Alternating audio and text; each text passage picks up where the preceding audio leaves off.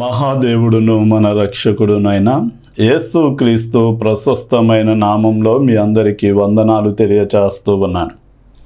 ప్రార్థన చేసుకుని మనం వాక్య సందేశంలోనికి వెళ్దాం. మమ్మల్ని మిక్కిలిగా ప్రేమించిన మా పరలోకపు తండ్రి, నీకే స్తుతులు స్తోత్రాలు చెల్లిస్తూ ఉన్నాం. దయతో నాయన వినువారికి మేలుకరమైనటువంటి ఆత్మీయమైన సంగతులను మీరు బయలుపరచండి. వినగల చెవి, గ్రహించగలిగిన హృదయం నాకు మా అందరికీ మీరు దయచేయండి. విన్నవారికి ఆశీర్వాదకరమైనటువంటి నాయన వాక్యాన్ని మీరు అందించి మా జీవితాలను సరిచేసుకోవడానికి సహాయం చేయమని యేసు నామంలో అడిగి వేడుకుంటున్నాం తండ్రి, ఆమేన్. ప్రకటన గ్రంథం 3వ అధ్యాయం 7 నుండి 13 వచనాలలో యేసుక్రీస్తు వారు ఫిలదెల్ఫియా సంఘానికి తనను తాను పరిచయం చేసుకుంటూ, దావీదు తాళపు చెవులు కలిగి ఎవడును వేయకుండా తీయువాడును, ఎవడును తీయకుండా వేయువాడునైనా సత్యస్వరూపియు పరిశుద్ధుడైనటువంటి వాడు అని తనను పరిచయం చేసుకుని, నీ శక్తి కొంచెమై ఉన్నప్పటికీ నా వాక్యాన్ని గైకొని నన్ను ఎరగననలేదు అని సంఘాన్ని గురించి చెప్పి, ఇదిగో తాము యూదుల కాకపోయినను యూదులమని చెప్పుకునే సాతాను సమాజపు వారిని నేను నీ కాళ్ళ యొద్దకు పడేలాగా నేను చేస్తాను. నేను లోకమంతటి మీదకి రాబోచున్నటువంటి ఆపద నుండి నేను నిన్ను తప్పిస్తాను. నీకు కలిగినటువంటి కిరీటాన్ని ఎవరునూ అపహరింపకుండా గట్టిగా పట్టుకున్నట్లయితే జయించువానిని నా ఆలయంలో ఒక స్తంభముగా చేసి నా దేవుని పేరును, నూతన యెరూషలేము పేరును అతని మీద వ్రాస్తాను అని ఆయన సెలవిచ్చారు. ఇందులో మనం ప్రకటన గ్రంథం 3వ అధ్యాయం 7వ వచనాన్ని మనం చదివినట్లయితే, ఫిలదెల్ఫియాలో ఉన్న సంఘపు దూతకు ఇలాగు రాయుము, దావీదు తాళపు చెవులు కలిగి ఎవడును వేయలేకుండా తీయువాడును, ఎవడును తీయలేకుండా వేయువాడునైనా సత్యస్వరూపియగు పరిశుద్ధుడు చెప్పు సంగతులేమనగా అంటాడు. ఈ రోజున యేసుక్రీస్తు వారు ఫిలదెల్ఫియా సంఘానికి తనను గూర్చి తాను ఏం చెప్తున్నాడు అంటే, నేను పరిశుద్ధుడను అని చెప్తూ ఉన్నారు.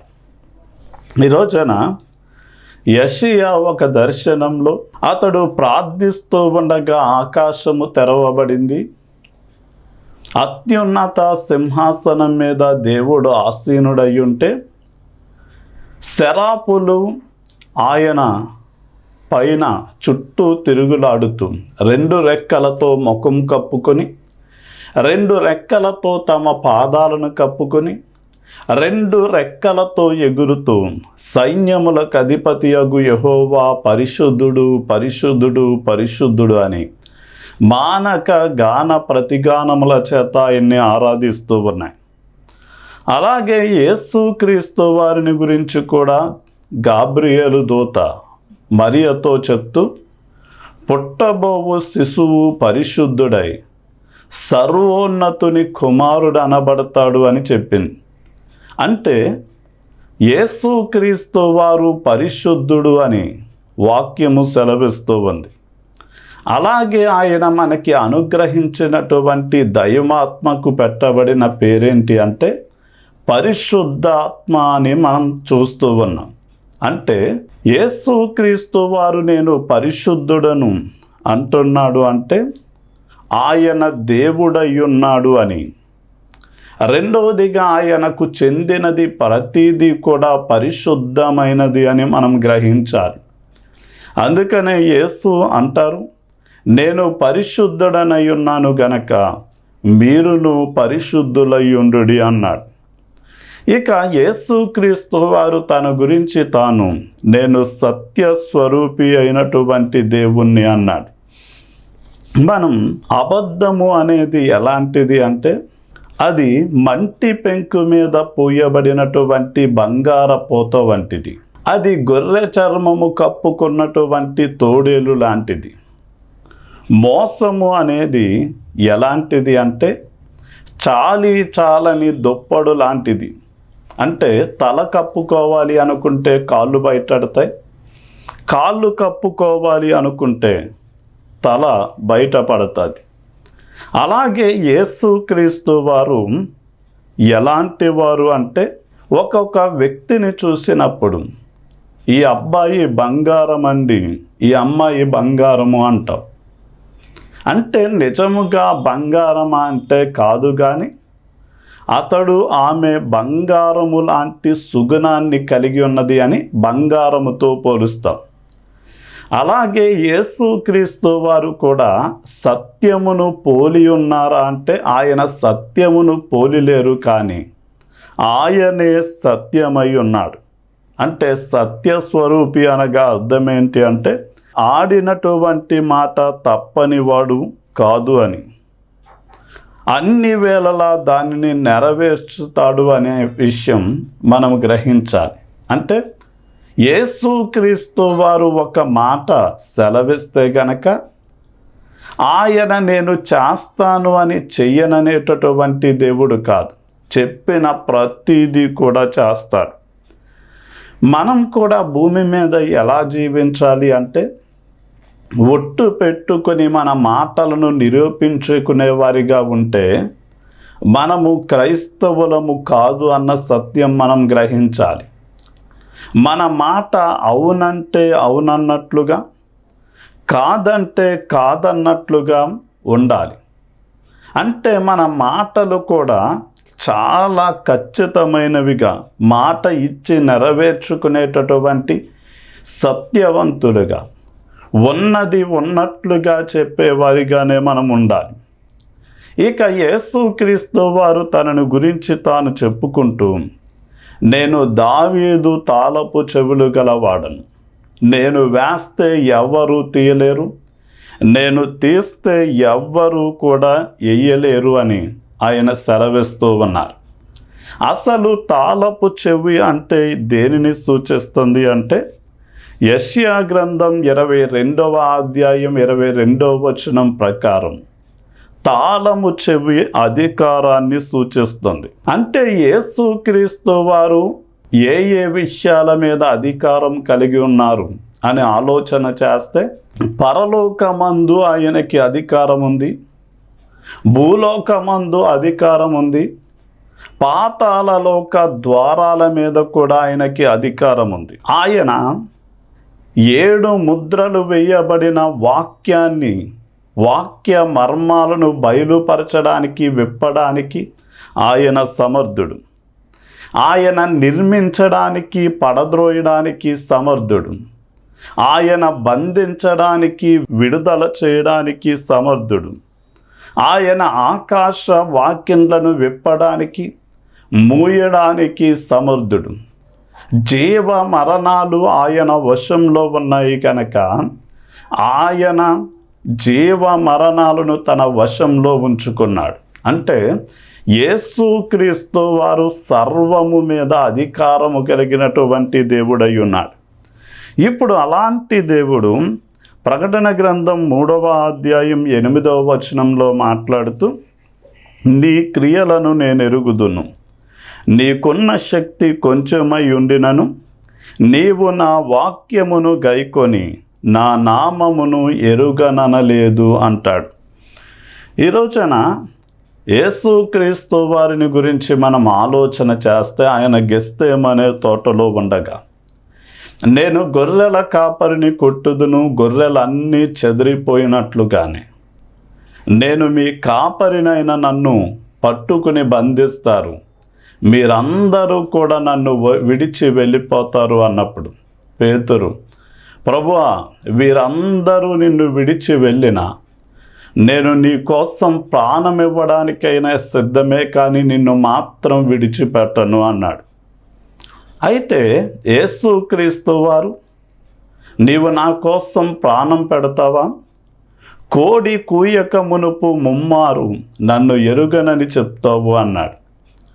అలాగే సైనికులు యేసయ్యను బంధించి ఆ రాత్రి న్యాయ తీర్పులో ఆయనకి తీర్పులు జరుగుతూ ఉన్న సమయంలో 2 సార్లు చిన్న పిల్లలు వచ్చి, నీవు యేసుతో కూడా ఉండిన వాడవు కదా అంటే, లేదు లేదు అన్నాడు.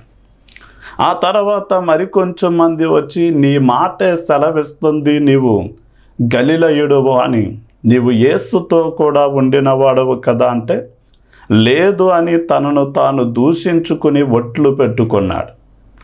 వెంటనే కోడి కూసిన వెంటనే ఎంతో పశ్చాత్తాపపడినట్లుగా మనం చూస్తున్నాం.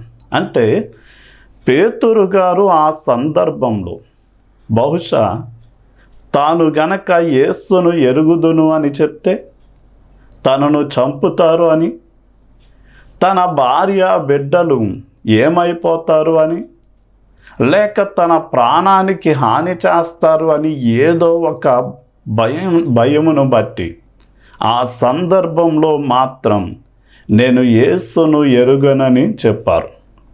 ఈ రోజున చాలామంది కూడా యేసుక్రీస్తు వారి దగ్గరికి వస్తే మా కులస్తులు లేక మా స్నేహితులు ఇరుగు పొరుగువారు కొంచెము చిన్న చూపు చూస్తారేమో, హేళనగా మాట్లాడతారేమో, మమ్మల్ని వెలివేస్తారేమో అని మనుషులకు భయపడి దేవుణ్ణి కాదనుకుని దూరంగా ఉంటున్నటువంటి పరిస్థితులు.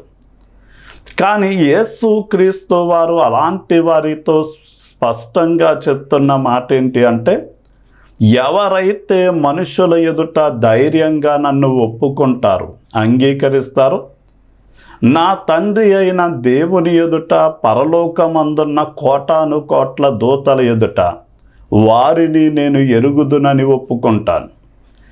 ఎవరైతే నన్ను గురించి సిగ్గుపడతారో అలాంటి వారిని నా తండ్రి ఎదుట దూతల ఎదుట వారిని నేను ఎరుగనని చెప్తాను అన్నాడు. ఈ రోజున మనము బలహీనులం. అయితే మనము ప్రభు మాట ప్రకారము జీవించడానికి ప్రయత్నాలు చేయాలి.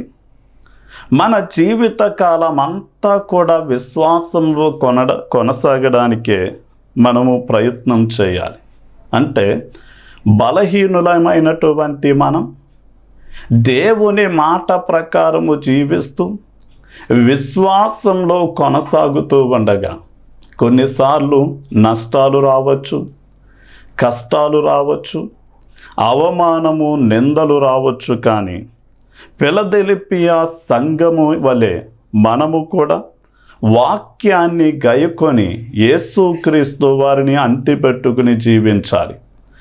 అలాంటి వారికి ప్రభు ఇచ్చేటటువంటి మాట ఏంటి అంటే, ప్రకటన గ్రంథం 3వ అధ్యాయం 10వ వచనంలో, నీవు నా ఓర్పు విషయమై వాక్యమును గైకొంటివి గనక భూనివాసులను శోధించుటకు లోకమందంతటి మీద రాబోచున్నటువంటి శోధన కాలంలో నేనును నిన్ను కాపాడేదను అంటాడు. అంతకంటే ప్రాముఖ్యంగా 9వ వచనంలో, యూదుల కాకయే తాము యూదులమని చెప్పుకొను సాతాను సమాజపు వారిని నీ పాదముల దగ్గరికి తెచ్చి పాడేస్తాను అని ఆయన సెలవిస్తూ ఉన్నారు. ఈ రోజున ఎవరు దుష్టుని సంబంధులు అంటే, ఎవరైతే సాతాను యొక్క ఆలోచనకు సమ్మతిస్తూ ఉన్నారో, లోబడిపోతూ ఉన్నారో వారు దుష్టుని యొక్క సంబంధులై ఉన్నారు. మనం అలాంటి వారిని యేసుక్రీస్తు వారు తన సంఘ బిడ్డల పాదాల దగ్గరికి తెచ్చి పాడేస్తాను అన్నాడు.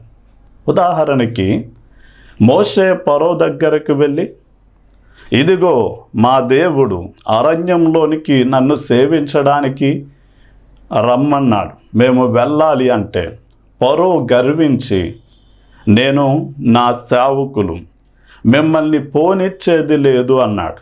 అయితే మోషే అన్నాడు, ఇదిగో చివరి తెగులు మీ మీద దాడి చేయబోతుంది, మీరొచ్చి నా పాదాలకు మొక్కి మమ్మల్ని విడిచిపెట్టండి అని చెప్పే పరిస్థితులు వస్తాయి అని చెప్పాడు.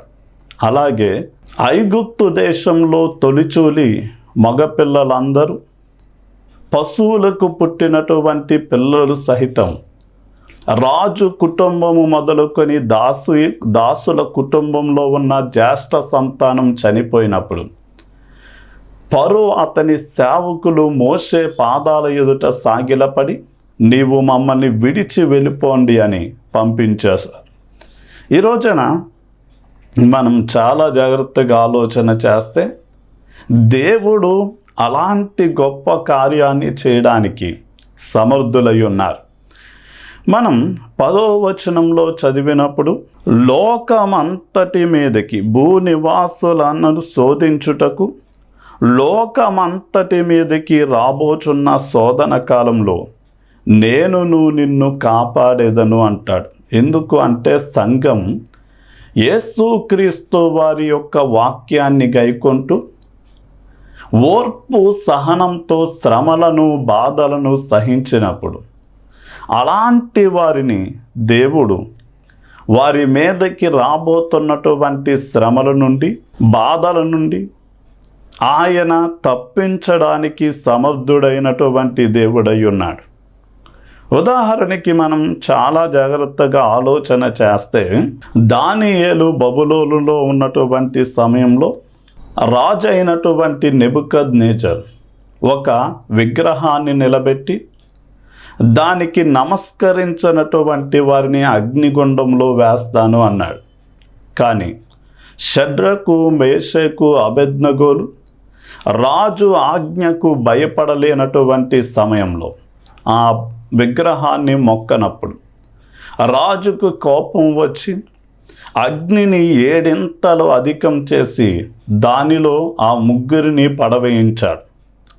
వారిని పడవేయడానికి వెళ్ళిన సైనికులకు అగ్నిశక తగిలి వారు కాలి బూడిదైపోయారు. కానీ ఆ అగ్ని గుండములోనికి దేవుడు దిగి వచ్చి తన 3 భక్తులను కూడా కాపాడుకున్నాడు. అలాగే ప్రకటన గ్రంథంలో కూడా మనం 7వ అధ్యాయం 14వ వచనంలో తెల్లని వస్త్రములు ధరించినటువంటి ఒక సైన్యమును చూసి వీరు ఎవరు అని అడిగినప్పుడు వీరు మహాశ్రమలలో ఉండి వచ్చిన వారు అని రాయబడి, అంటే శ్రమలలో భూనివాసులందరి మీదకి రాబోతున్నటువంటి ఆపద నుండి నిన్ను తప్పిస్తాను అంటే దాని యొక్క అర్థం పరీక్షలకు వారిని కొంచెము శోధనలకు దూరంగా ఉంచడము కావచ్చు, లేక వారి చుట్టూ శ్రమలు శోధనలు ఉన్నప్పటికీ వారిని రక్షించి సహాయము చేయడము కావచ్చు. ఉదాహరణకి ఐగుప్తు దేశంలో కొన్ని తెగుళ్ళు వచ్చినప్పుడు ఆ ఐగుప్తు దేశం అంతటి మీద తెగులుంది, కానీ దేవుని ప్రజలు నివసించినటువంటి గోషేను ప్రాంతంలో ఎలాంటి తెగుళ్ళు లేకుండా ఆ చుట్టూ ఉన్న ఆ పరీక్ష తెగులు శోధన చుట్టూ ఉన్నప్పటికీ దేవుడు తన ప్రజలను సురక్షితంగా ఉంచాడు. అలాగే దేవుడు అలా ఉండించడానికి ఆయన సమర్థుడు. ఇక ప్రకటన గ్రంథం 3వ అధ్యాయం 11వ వచనాన్ని మనం చదవగలిగితే నేను త్వరగా వచ్చుచున్నాను, ఎవడును నీ కిరీటము అపహరింపకుండునట్లు నీకు కలిగిన దానిని గట్టిగా పట్టుకొనుము అంటాడు. నీ కిరీటము ఎవ్వరు అపహరింపకుండా నీకు కలిగిన దానిని గట్టిగా పట్టుకొనుము అంటాడు. నేను నిలుచున్నాను అని తలంచువాడే పడిపోకుండా చూసుకోవాలి. నేను పట్టుకున్నాను అనుకున్నవాడే జార విడిచకుండా చూసుకోవాలి. ఉదాహరణకి యాకోబుకు 12 మంది కుమారులు పుడితే రూబేను తాను చేసినటువంటి పాపాన్ని బట్టి తన జ్యేష్ఠత్వాన్ని పోగొట్టుకున్నాడు. అది యోధాకు దక్కింది. అలాగే ఇస్కరియోతు యోధా తనకివ్వబడిన అపోస్తలత్వాన్ని జార విడుచుకున్నప్పుడు అది మత్తీయ అనేటటువంటి వ్యక్తికి దక్కింది. అలాగే యూదులు కూడా దేవుని బిడ్డలుగా ఉండే భాగ్యాన్ని కోల్పోయినప్పుడు అది అన్యజనులకు దక్కినట్లుగా మనం చూడవచ్చు. అలాగే ఈ రోజున సంఘంలో చాలామంది సంఘము సేవకుడు ప్రారంభించినప్పటి నుండి ఉండి కొన్ని రోజులకి ఏదో ఒక కారణము చేత కొంచెము దూరముగా ఉన్న సమయంలో వారికి రావలసినటువంటి స్థానం, వారికి రావలసినటువంటి ఘనత మరి ఎవరికో అది దక్కే పరిస్థితులు ఉంటాయి. కనుక మనం దేవుడు మనకి ఏమైతే అప్పగించాడో దానిని గట్టిగా పట్టుకోవలసినటువంటి అవసరత మన మీద ఉంది. ఇక చివరిగా ప్రకటన గ్రంథం 3వ అధ్యాయం 12వ వచనాన్ని మనం చదివినట్లయితే, జయించు వానిని నా దేవుని ఆలయములో ఒక స్తంభముగా చేసేదను, అందులోండి వాడు ఇక మీదట ఎక్కడికి వెలుపలకి పోడు, మరియు నా దేవుని పేరును పరలోకంలో నా దేవుని వద్ద నుండి దిగివచ్చుచున్న నూతనమైన యెరూషలేమును నా దేవుని పట్టణపు పేరును నా క్రొత్త పేరును వాని మీద వ్రాసెదను అన్నాడు. అంటే ఎవరైతే జయిస్తారో వారిని నా ఆలయంలో ఒక స్తంభముగా చేస్తాను అన్నాడు. అంటే దేవుడు విశ్వాసులను దేవుని యొక్క ఆలయంలో ఒక స్తంభముగా ఉంచాలి అనేదే, నిర్మాణము చెయ్యాలి అనేదే దేవుని చిత్తం.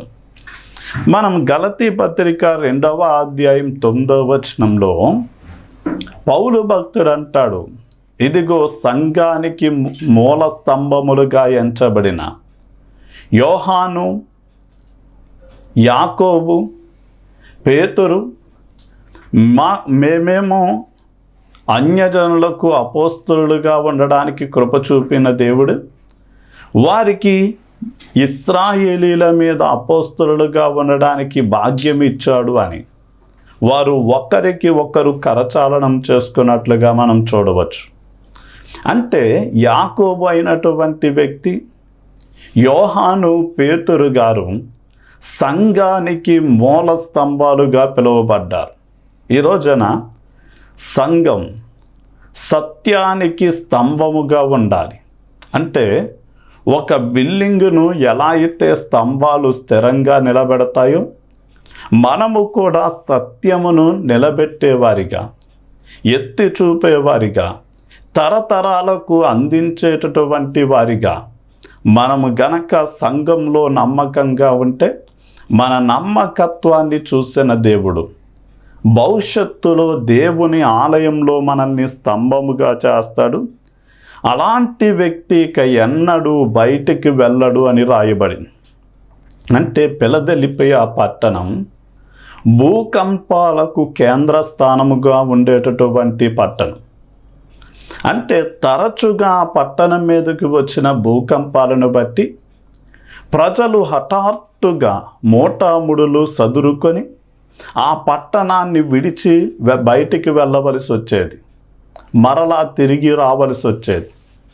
ఇలా వారి జీవితాలు అస్థిరంగా ఉన్నటువంటి సమయంలో యేసుక్రీస్తు వారు ఏమంటున్నారు అంటే, నేను మిమ్మల్ని స్థిరులుగా నిలిపి ఉంచుతాను అన్నాడు.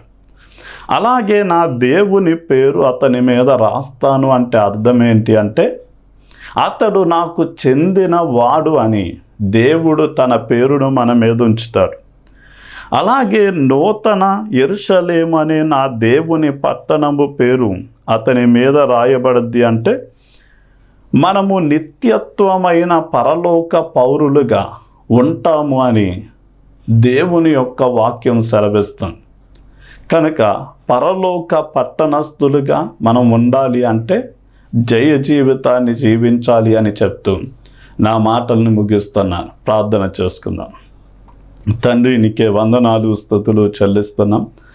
ఎవరైతే నాయన ఈ ఫిలదెల్ఫియా సంఘమును గూర్చి వింటూ ఉన్నారో, నీవు పరిశుద్ధుడవు గనక వారు పరిశుద్ధంగా జీవించడానికి, నీవు మాట ఇచ్చి నెరవేర్చే సత్యవంతుడవు గనక వారు కూడా సత్య సంబంధులుగా బ్రతకడానికి నీకు సర్వము మీద అధికారం ఉంది అని మేము వింటూ ఉన్నాం. కనుక నాయన ఫిలదెల్ఫియా సంఘం నీ వాక్యాన్ని గైకొని నాయన నిన్ను ఎరుగును అని జీవించింది. అలాగే మేము కూడా మా జీవిత కాలంలో ఎన్ని సమస్యలు వచ్చినప్పటికీ మేము మనుషులకు భయపడక ధైర్యముగా నిన్ను ఒప్పుకొని నీ కోసం బ్రతకడానికి సహాయం చేయండి.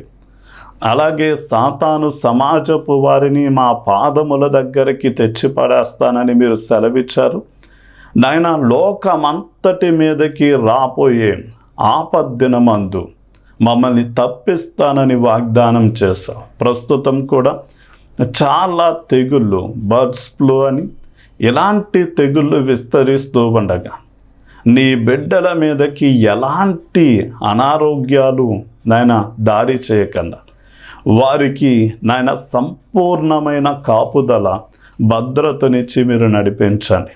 అలాగే వారిని నీ ఆలయంలో మూల స్తంభాలుగా ఉండేలాగా, నీకు చెందిన వారని నీ పేరు వారి మీద ఉండేలా, నిత్యత్వానికి వారసులుగా వారు ఉండేలాగా చేసి దీవించమని యేసు నామంలో అడిగి వేడుకుంటున్నాం తండ్రి, ఆమేన్. దేవుని పనిని మీరు చేయండి, దేవుడు మీ పనిని చేస్తారు. దేవుని మందిరాన్ని మీరు కట్టండి, దేవుడు మీ ఇంటిని కడతాడు. దేవుని సేవలో ఉన్న అవసరాలను మీరు తీర్చండి, దేవుడు మీ అవసరాలను తీరుస్తాడు. వాయిస్ ఆఫ్ జీసస్ సేవ్స్ అనే ఈ భారభరితమైన టీవీ పరిచర్య యేసుక్రీస్తు వారి రాకడ వరకు కొనసాగునట్లు మీ వంతుగా స్పాన్సర్ చేయవలసిందిగా కోరుతూ ఉన్నాను. నెలకి 2,000 రూపాయలు, 3 నెలలకి 6,000 రూపాయలు, 6 నెలలకి 12,000 రూపాయలు ఖర్చు అవుతుంది. దేవుడు మిమ్మల్ని ప్రేరేపిస్తే మీరు మా పరిచర్యకు సపోర్ట్ చేయవలసిందిగా కోరుతూ ఉన్నాం. అత్తిలిలో ప్రేయర్ రూమ్ నిర్మాణం చేయాలని ఆశిస్తూ ఉన్నాం. దీనికి దాదాపుగా 50,000 రూపాయలు ఖర్చు అవుతుంది. కనుక దేవుడు మిమ్మల్ని ప్రేరేపిస్తే గనక ఈ ప్రేయర్ రూమ్ నిర్మాణం కోసం మీరు సహకరిస్తే మీ కుటుంబం, మీరు చేసే ఉద్యోగం, వ్యాపారం అన్ని ప్రయత్నాల్లో మీకు జయం కలగాలని ప్రార్థిస్తాం. రైలింగ్లో ప్రస్తుతం ఉన్న చిన్న మందిరం వచ్చిన విశ్వాసులకు సరిపోవటం లేదు. ఒక పెద్ద స్థలాన్ని తీసుకోవాలని ఆశపడుతూ ఉన్నాం. అయితే గజం 5,000 రూపాయల రేట్లో ఉంది. కనీసం 1 గజం స్థలానికైనా మీ వంతుగా మీరు స్పాన్సర్ చేయవలసిందిగా కోరుతూ ఉన్నాం.